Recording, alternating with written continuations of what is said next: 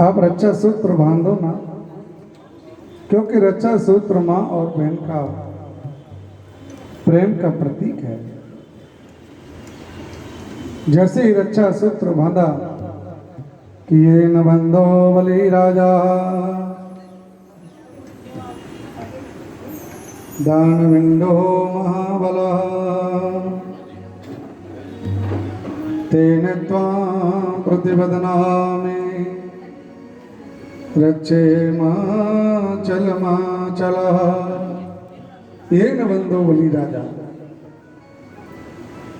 महाराज दान विंडो महाबल तेन त्वां प्रतिपदनामि रक्षे माचल माचल। जैसी रक्षा सूत्र बंधा तो राजा बलि ने पूछा कि बहन आपको क्या चाहिए। तो लक्ष्मी के मुख से निकल गई कि जो मेरे पति देव तुम्हारे दरवाजे पर बैठे हैं ना, बस उनको मेरे साथ दे दो। राजा बलि ने कहा ठीक है। राजा बलि ने कहा महाराज चले जाओ, लेकिन भगवान ने सोचा कि मैंने वचन दिया है। तो एक रूप से भगवान लक्ष्मी के साथ पहुंच गए, एक रूप से सुतर लोक में राजा बलि के जहाँ आज भी बैठे हुए हैं। ऐसा शास्त्रों का वर्णन है। लक्ष्मी जी नारायण को लेकर के जैसे आई,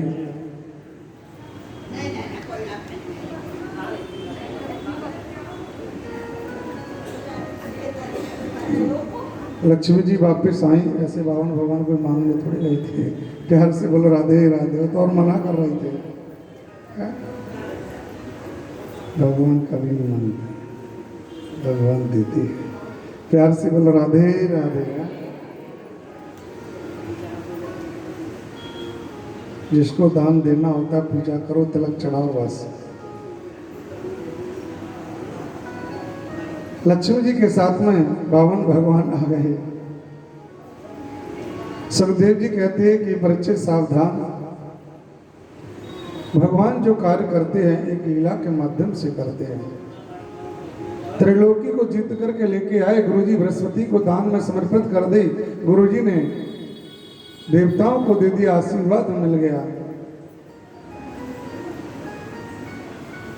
बावन भगवान स्वयं ब्राह्मण बनकर के आए, बावन बनकर के आए, यज्ञ को सफल किया और आशीर्वाद दिया। सुखदेव जी कहते हैं कि परीक्षित, भगवान ने एक चरण को इतना लंबा किया बावन भगवान ने कि वो चरण ब्रह्मलोक में पहुंच गया। जैसे ही ब्रह्मलोक में पहुंचा तो ब्रह्मा जी ने देखा कि ये तो मेरे भगवान के चरण हैं। बावन ही विष्णु के अवतार हैं, ये तो मेरे विष्णु हैं, ये मेरे नारायण हैं। तुरंत ब्रह्मा जी ने चरण को धुला कमंडलों में और गंगा जल बना लिया। सुखदेव जी कहते हैं कि परीक्षित इसी वंश में आगे चल के सगर नाम के राजा हो गए। सगर के 60,000 पुत्र थे। राजा सगर ने अश्वमेध किया, और यह अश्वमेध यज्ञ जब करते थे तो उस यज्ञ में एक घोड़ा दान दिया जाता था। जो घोड़ा दान दिया जाता था, यज्ञ पूर्ण होने के बाद में राजा सगर यज्ञ कर रहे थे। इंद्र आया, घोड़े को चढ़ाया, कपिल मुनि के आश्रम में जाके बांध दिया।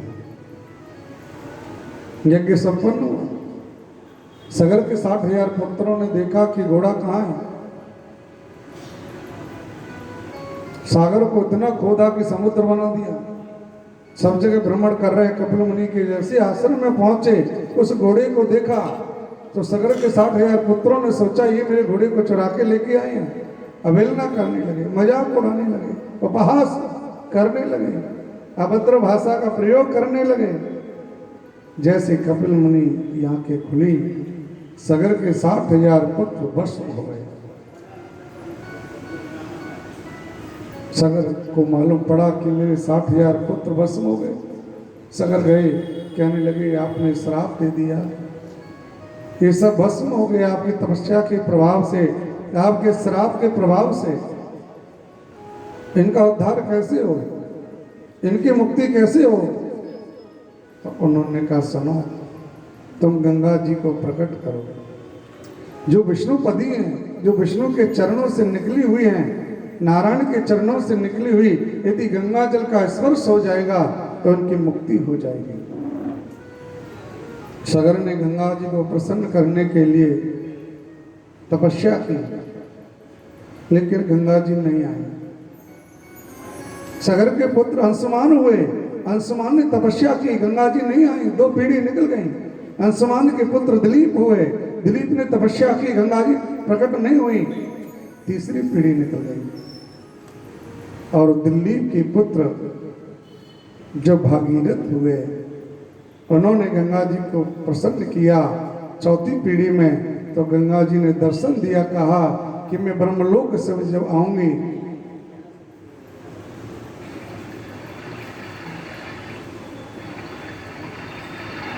ब्रह्मलोक से मैं जब आऊंगी तो मेरे वेग को कौन सहन करेगा? मैं पृथ्वी को फाड़ करके पाताल में चली जाऊंगी, सहन कौन करेगा? भागीरथ ने कहा कि मां मैं क्या करूं? मां मंगलम तात परेस्तुमस्ता, मां मैं क्या करूं? बोले तुम शिव जी को प्रसन्न करो, भोलेनाथ को प्रसन्न करो, देवादिदेव महादेव को प्रसन्न करो, वो प्रसन्न हो जाएंगे और सारा वेग उनकी जटा में आ जाएगा। यदि मेरे वेग को सहन नहीं किया तो मैं पृथ्वी को फाड़ करके पाताल में चली जाऊंगी।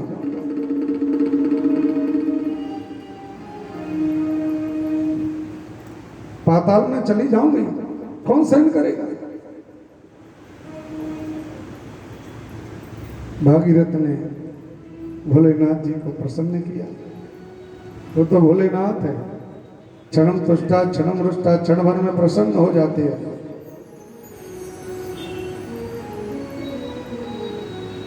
वंदे देवमापतिं सुरगुरुं वंदे जगत्कारिणं वंदे पन्नगभूषणं मृगधरं वंदे पशूनां पतिं वंदे सूर्यशशाङ्कवहननयनं वंदे मुकुन्दप्रियं वंदे भक्तजनाश्रयं च वरदं वंदे शिवं शंकरं। जैसे मेरे भोलेनाथ को जब प्रसन्न किया, भोलेनाथ प्रसन्न हो गए। गंगा महारानी ब्रह्मा जी के कमंडलू से आई, कमंडलू से जैसे ही आई सप्तर्षि मंडल पर आई, जहाँ सप्तर्षि रहते हैं, जहाँ पर भृगु जी रहते हैं, जहाँ पर गौतम जी रहते हैं, चमन जी रहते हैं, भारद्वाज जी रहते हैं, कश्यप रहते हैं, जदमग्नि रहते हैं, वशिष्ठ जी रहते हैं, गौतम जी रहते हैं। तो सप्तर्षि मंडल पर आए, सप्तर्षि मंडल से भ्रमण करते हुए गंगा महारानी भगवान शिव की जटा पर आई, शिव की जटा से सुमेरु पर्वत पर आई, हिमालय पर आई और गंगोत्री से गंगा महारानी का निकलना प्रारंभ हो गया। आगे आगे भागीरथ जी जा रहे हैं, पीछे गंगे महारानी जा रही है। गंगा गंगतयो प्रिया योजनानां सतैरवि मुच्यते सर्व पापेभ्यो विष्णुलोकं तो गच्छति। यदि गंगा में जाकर के स्नान कर लो, डुबकी लगा लो, सारे पाप धुल जाते हैं। ऐसी गंगा महारानी को आइए हम प्रणाम करते हैं भाव से, श्रद्धा से।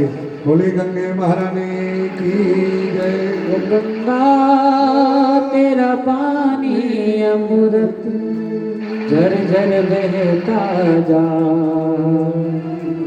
युग युग से इस देश की धरती तुझसे जीवन पा। गंगा तेरा पानी अमृत झर झर बहता जा, युग युग से इस देश की धरती तुझसे जीवन पा। गंगा तेरा पानी अमृत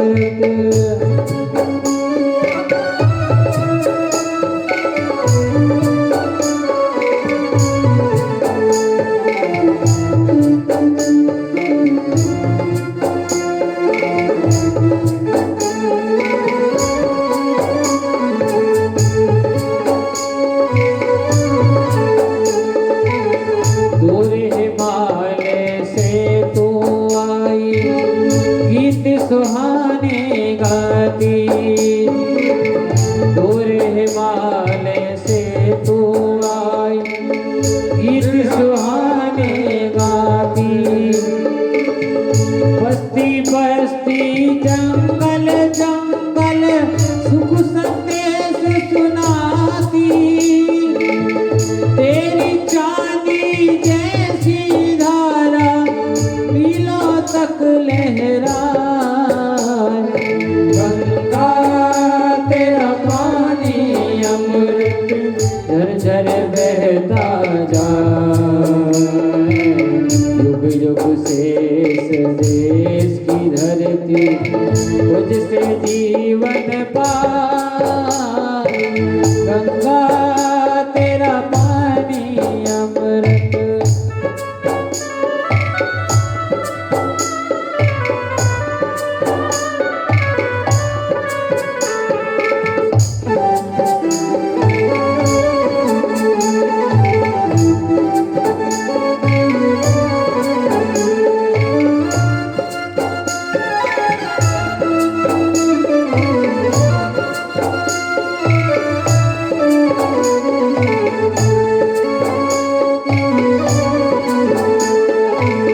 कितने सूरज उभरे डूबे गंगा तेरे द्वारे, कितने सूरज उभरे डूबे गंगा तेरे द्वारे।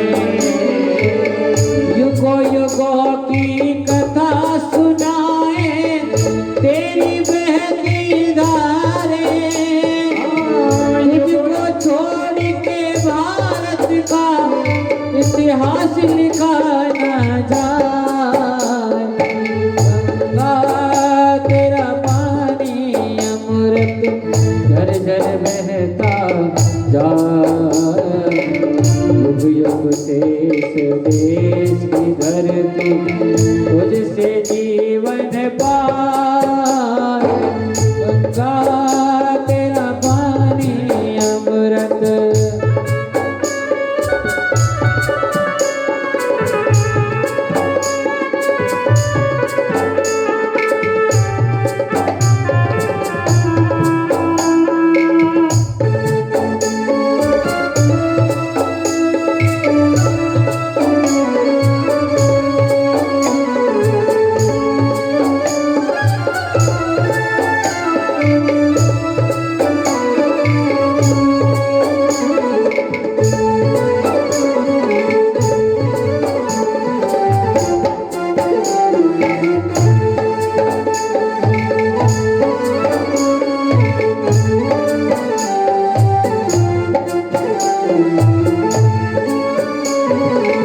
गूंज रही है तेरे तट पर नव जीवन की सरगम, गूंज रही है तेरे पथ पे नव जीवन की सरगम। तू नदियों का संगम करती, हम खेतों का संगम। तू नदियों का संगम करती, हम खेतों का संगम। तेरी शरण मिले तो मैया जन्म सफल हो जाए। गंगा तेरा पानी अमृत झरझर बहता जाए,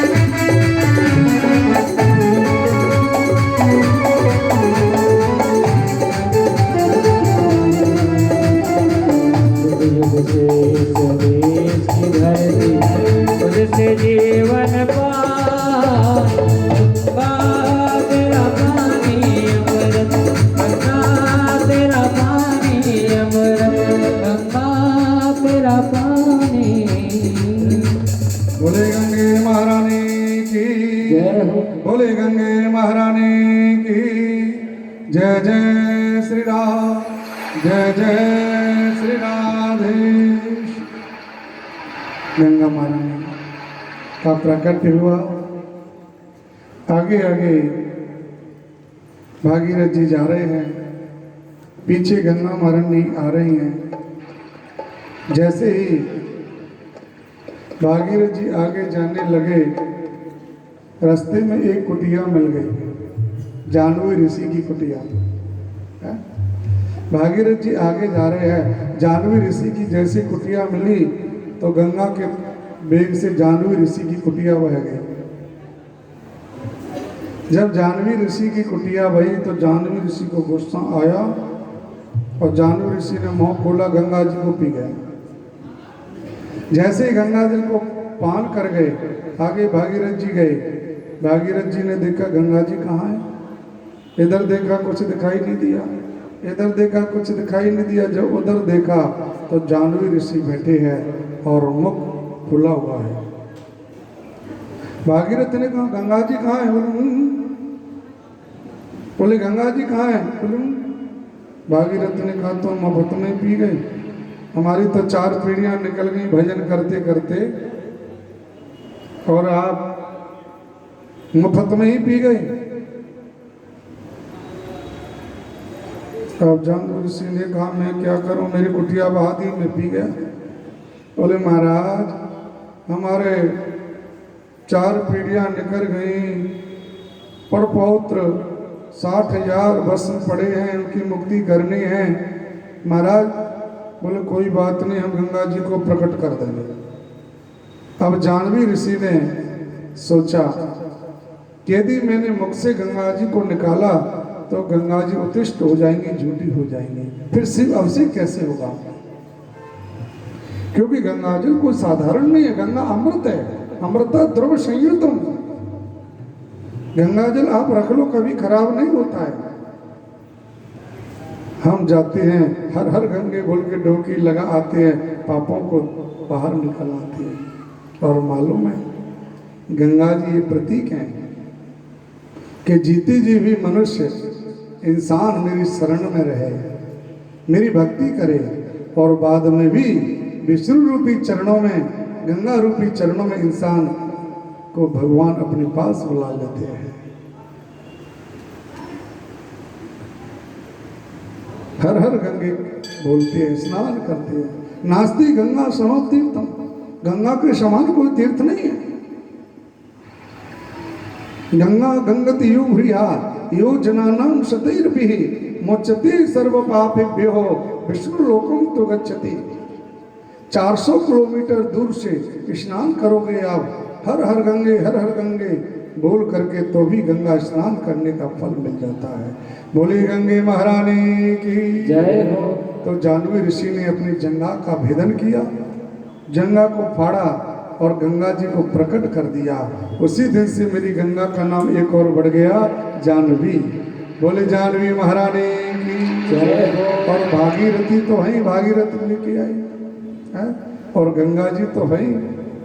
आगे भागीरथ जी जा रहे हैं, पीछे गंगा महारानी जा रहे हैं। सगर के जो 60,000 पुत्र थे बस वहां पहुंचे, जो भस्म पड़े थे उनकी भस्मी का स्पर्श होते ही उनकी मुक्ति हो गई। बोले गंगे महारानी की जय हो। तो आज भी कल काल में गंगा महारानी इस धरातल पर विराजमान है। और आपको क्या चाहिए? आप कहते हो कि हमारे देवी देवता कहाँ, सब कुछ तो यही है, फिर आप संकोच क्यों करते हो? गंगा महारानी का प्राकट्य हुआ, इसी वंश में चल के कटवांग नाम के राजा हुए, कटवांग नाम के राजा के रघु हुए, रघु के कीर्ति हुए, कीर्ति की यश हुए, और उसी वंश में आगे चल के महाराजा दशरथ हुए। भागवत जी के 9वें स्कंद में प्रवेश कर रहे हैं।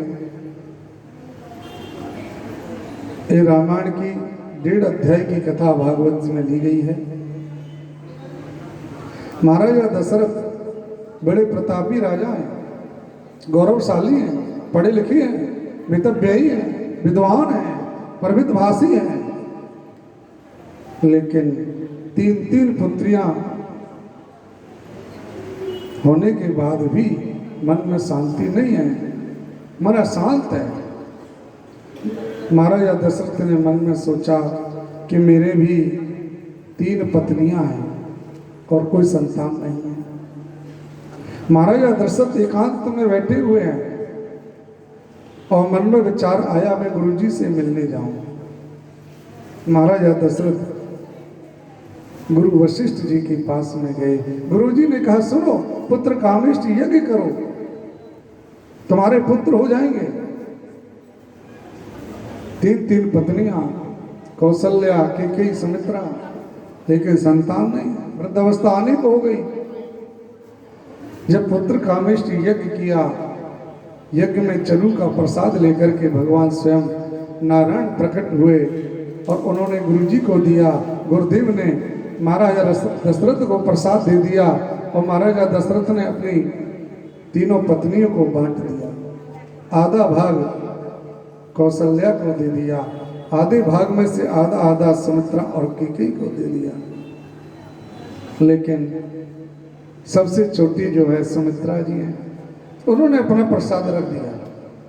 सोचा कि घर का कार्य कर लेती हूँ, घर के कार्य से निवृत्त होकर के फिर मैं प्रसाद पालूंगी। कभी कभी घर में छोटी बहू होती है ना, तो घर का सारा काम उसी पर बड़ी वाली डाल देती है कि तू ये कर ले, मैं ये कर लूंगी। प्यार से बोलो ना राधे राधे, दोनों हाथ उठा के बोलो ना राधे राधे। बांट दिया। लेकिन आकाश मार्ग से एक पक्षी आया और आकर के सुमित्रा के प्रसाद को लेकर अंत आकाश की ओर उड़ गया। जहाँ अंजनी माता वृक्ष के नीचे बैठ करके भजन कर रही थी, उस वृक्ष पे जाकर के बैठ गए। अंजनी माता ने शिव का ध्यान किया और जैसे ही ध्यान करके अंजनी माता ने ताली बजाई, पक्षी उड़ा। पक्षी के मुख से जैसे ही प्रसाद गिरा, अंजनी माता ने शिव का ध्यान करते हुए प्रसाद का भक्षण कर लिया और उसी प्रसाद से हनुमत लाल का प्राकट हो गया। बोले हनुमत लाल की जय हो। ये श्री राम के वंशज है। अब जैसे ही सुमित्रा जी ने आके कहा सुनो बहन, मेरे तो प्रसाद को पक्षी ले गया, क्या करूं। कैकेयी ने, कौशल्या ने कहा तुम क्यों चिंता करती हो, क्योंकि उनमें प्रेम था, प्यार था, उनमें दुलार था। ऐसा नहीं कि कहा कि तेरे प्रसाद को ले गई तो हम क्या करें, हमारे पास तो है, हमने तो पा लिया। नहीं, ऐसा नहीं बोला उन्होंने। उन्होंने कहा बहन तुम चिंता मत करो, जो हमारा प्रसाद है ना, उस प्रसाद में से थोड़ा थोड़ा प्रसाद आपको दे देंगे। इतना प्रेम था, इतना दुलार था, इतना मोह था, इतनी ममता थी। घर में भी आपस में प्यार रहना चाहिए। भागवत जी ये सिखाती है इस कथा से कि घर में सभी मिलकर के रहो। प्यार से बोलो ना फिर राधे राधे। ऐसा नहीं एक बोला अम्बाला तो दूसरा बोला पटियाला। वो कह रही है मैं नहीं सुनूंगी, बेटा कह रहा मैं नहीं मानूंगा, बेटी कह रही है मैं नहीं सुनूंगी, फिर कौन सुनेगा। पड़ोसी सुनना भी आपको पड़ेगा। घर में मिलकर के रहना चाहिए, प्यार से रहना चाहिए, दुलार से रहना चाहिए। जहाँ सुमित तहाँ संपत्ति नाना, जहाँ कुमित वहाँ विपत्ति निधाना। घर में जहाँ प्रेम है वह नाना प्रकार की संपत्ति घर में निवास करती है, और जहाँ घर में प्रेम नहीं है तो वहाँ पर संपत्ति नहीं रुक सकती है, वहाँ क्लेश रहेगा, घर में शांति नहीं रहेगी। जब शांति नहीं है तो लक्ष्मी कैसे आएगी। घर में अशांति नहीं होनी चाहिए, जीवन में प्रयास करना चाहिए। प्यार से बोलो राधे राधे। जीवन में प्रयास करो कि घर में शांति रहे। अब दोनों बहनों ने प्रसाद दे दिया। आधा जैसे प्रसाद दिया, उन्होंने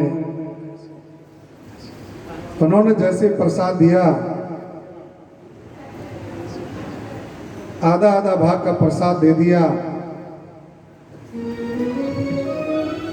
और प्रसाद देते समय कौशल्या और कैकेयी ने जब प्रसाद दिया तो सुमित्रा के मुख से निकल गया कि देखो बहन, तुमने मेरे को प्रसाद दिया है ना, बस मेरे जो भी पुत्र होंगे मैं तुम्हारे पुत्रों की सेवा में लगा दूंगी। वचन दे दिया। ऐसा भाव, अद्भुत भाव। अब जैसे ही कौशल्या बड़ी प्रसन्न है, सभी पत्नी बड़ी प्रसन्न है, भगवत कृपा है। अब धीरे धीरे आ रहा है चैत्र मास का महीना, कितना अच्छा है। नवमी तिथि मधु मास पुनीता, नवमी तिथि मधु मास पुनीता।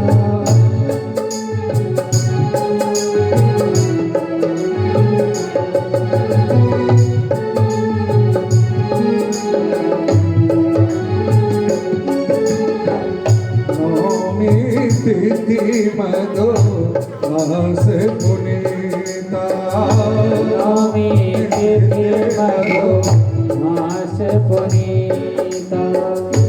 शुक्ल पक्ष अवे जित हरि प्रीता, शुक्ल पक्ष अवे जित हरि प्रीता, शुक्ल पक्ष अभिजित हरि प्रीता, शुक्ल पक्ष अभिजित हरि प्रीता। नवमी तिथि चैत्र मास का महीना, शुक्ल पक्ष, और ठीक दिन के 12 बजे मेरे भगवान प्रकट हो गए।